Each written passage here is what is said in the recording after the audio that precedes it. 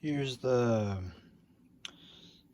how to take the blades off of the Emerson. I guess this one's a 29648. Works with the 24646, but it goes to basically the 21 series like this with that style of gearbox, all the way up to basically the 20 or 73 646, 77 646 with this early gearbox on the back without the cone. Soon they add a hole here that's bigger, but this is the method I use. That's easier because you have to aim. It's much easier. So I just get a long threaded bolt that if you can find hardened steel, that's better. But I learned my lesson. So I don't remember what this was. It was like 10 something, I think. Just bring the gearbox thread or a bolt screw to your hardware store and like check what size it is. It's not that hard. But what you want to do is I already took the blade off of this one, so basically everything would be covered. What you would do is you spin the blade and turn this in, but it has to be on the left side like this. You take a screwdriver or a flashlight. You take a flashlight, look in there, spin the rotor, and if all you see is the rotor and not the windings, then you can put it in. If you see the windings, I've seen very few that have had that, then you have to stick a screwdriver in there and avoid it. So this one basically, if I was spinning the blade, I would just spin it, but since I already took it off, I can just look at it once it stops. But I have I'll put it down. There's one area, once it catches, you'll feel it, but basically once it catches, like, let's see, it still turns. I have a really long bolt. You don't really need this. I think you only need like 2.5 inches. Okay, you can see it's stuck now. And basically, let's see, so the vice grip is up here and the rotor spins a little bit, catches. Okay, I do like a quarter turn, maybe a little more, and bam, it's stuck. That's all you need. If it's really stuck on there, what you can do is try to slide the front cover off as much as possible. The blade will be on there, but spray PB Blaster, and there'll be a leather washer. This one I took off because I'm going to replace it. And what you do is you soak that. The only reason why those blades are so hard to get off is because those leather washers turn to rock and it sticks to the blade. So if you soak those and get that wet with like only PB Blaster, use stuff that's safe that can get on the motor windings and not like dissolve the varnish. PB Blaster is fine, or WD-40. They don't dissolve stuff like that. Or even regular non-detergent oil would work. But what you do is you soak that and then let it sit for a day, and it should come off because it'll be malleable. If it doesn't, then soak it again and wait. But last chance, what you can do is use a heat gun and apply heat to the hub. I've only done that once, and that was because I didn't know about this method, but I've always used that. I've never had to really use that again, but it works. I replaced the head wire on this. It's kind of long, but I'm going to put a knot in the base. I'll give tips on removing the head wire, but what you would do is you turn the blade, you turn the blade this way to loosen it, because it makes sense. The force is being applied this way, and you want it to tighten when it's running. So you'd spin the blade this way, spin it till it comes off, and hold it and pull it out. And then this is the oscillator shaft. I have the gearbox off. But usually what I do when reassembling is I take the gearbox off, because when you're putting the blade back on, you do the same thing and you'd spin it this way. So that way it's tightening. But make sure you don't cross thread and actually misalign it. But like when you spin it on there, make sure it goes on a few threads before you really turn it. But when you take this off, the blade will push this back. And then what you can do is when you get the blade on, you just push it in there until it slides all the way in, and then you're done. Because I've had problems where this won't align properly, and it'll push it back, and the blade will get stuck, and the whole fan won't move, and it'll be like, what the hell? So I just take the gearbox off and then put it on last, which is easier, because you know, once you make sure this thing is set in there, because that you want to have a fiber washer here and either 1 or 2 fiber washers here. Some model fans are, or some model Emersons are different, but you want this to be aligned in that hub. I don't know where I put the blade, but Emerson blades have a little slot in there, and that's how you it engages the oscillator.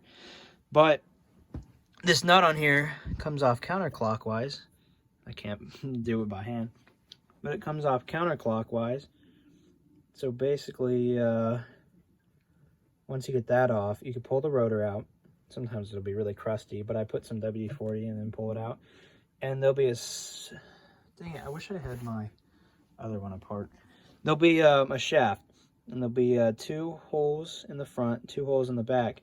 And usually what I do is I take a screwdriver and slide it down, and then I'll take a toothbrush and clean it off. And then sometimes I'll take a rag around that spindle, but if not, you can take some really fine, I don't know where it is, some really fine steel wool. Make sure it's the like quadruple 0 grade or whatever. It's really fine. And wipe it off so that way none of the shavings get on the winding, and you know what I mean. And then for the rotor, you take it out. What I usually do is I get a toothbrush, and if it's too big, I sand the edges, and I put a bunch of WD-40 in there. And what I'll do is I'll put this in there, stick it around, and then spin it and try to clean off that oil groove. I wish I had to demonstrate, but you would clean the inside of that and clean it out really well with the with a toothbrush. I found that's the easiest way, and I do that for at least a minute. And then I'll roll up my towel like this and stick it through, and then clean it out. And do a rinse with WD-40 and then clean it out again. And then I put a bunch of oil. I mean, I put a bunch of oil. I like put a bunch of oil in there, and then I spin it around so that way it's all soaked. Because when you put it back together, it'll create an oil film, but for a second it won't, and it's easier for the fan to have that film of oil on it, rather like a lot of oil than little oil. But I usually put some on the spindle. I like smooth it around with my finger so that way there's no metal on metal parts initially. And then I'll put it back in, check if the rotor's aligned. Wish I changed this. But what I'll do is I'll make sure that the front of the rotor is aligned and the back of the rotor is. But if you get the front of the rotor aligned, you're usually fine. But on some fans, the back comes off, and it's kind of a pain. You basically try to align the edge of where the rotor actually, or the stator actually starts with the rotor, and that just aligns it. And I use fiber washers, but make sure you don't have it too tight.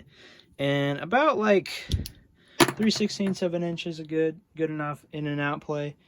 But another thing to check is up and down play. Like, you'll move the blade up and down when you if you're like checking a fan, and it's not super rare, it's like something like that Robbins & Myers.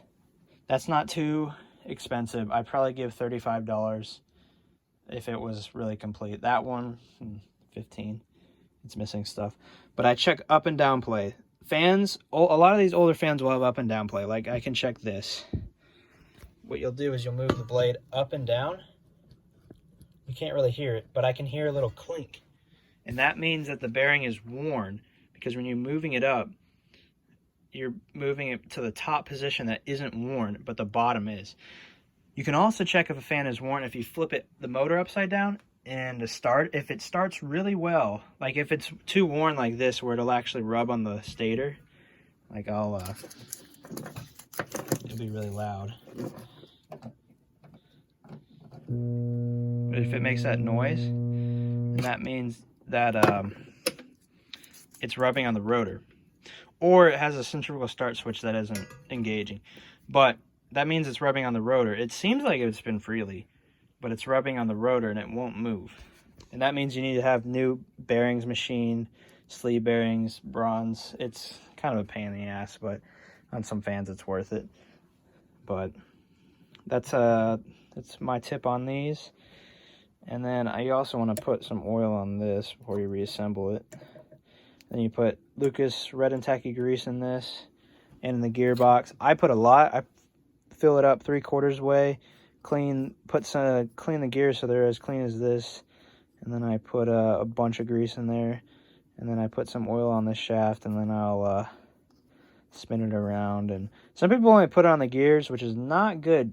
They think, oh, all that grease in there is doing nothing. Well, that grease is keeping it to where as much as you run the fan, it'll pull grease in. And when you only put it on the gears, it'll just get pushed to the edge, and no new grease will fill its place. And that's why I always fill these like 3/4 of the way. And I don't understand why people still don't do that, but that's my method. I need to show some examples. But that's how I do it. I'm sorry about the long video, but this is how you do it on Emerson fans where the blade screws off.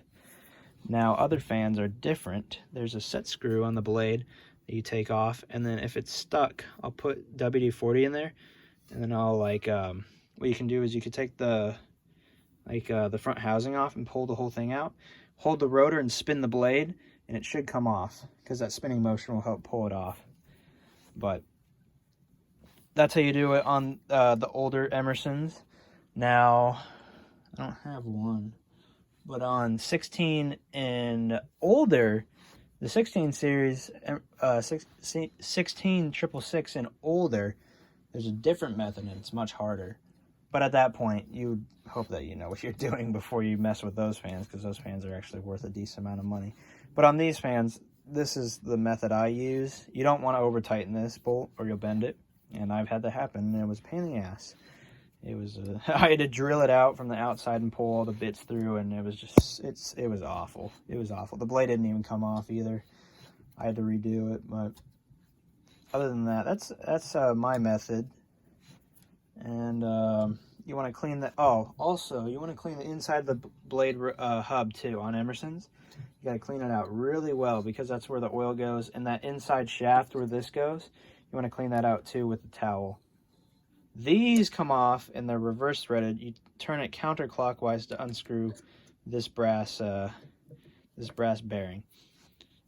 I used to think it never came out, but it comes out. So the powder coater that did these did not mask this area. So this was all supposed to be a gasket was supposed to go here, and he didn't mask it. But it's not my fan, so I don't really care. It doesn't like affect it anyway. It's just annoying. But other than that, that's how my method of unscrewing blades. I'm sorry it's really long, but I'm just trying to cover as much as I can, because I made a video like 2 years ago and I didn't really cover as much. So thanks for watching. Hope you enjoyed.